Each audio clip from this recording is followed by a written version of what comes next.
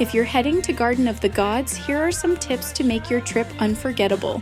Come early in the morning or late afternoon. The rocks glow in the sunlight and the crowds are smaller. Start at the visitor center, then walk the Perkins Central Garden Trail. It's an easy loop that takes you right into the heart of the red rock formations. Bring comfy shoes, sunscreen, and plenty of water. Shade is hard to find. Parking fills up fast, but in summer, a free shuttle runs to the main spots.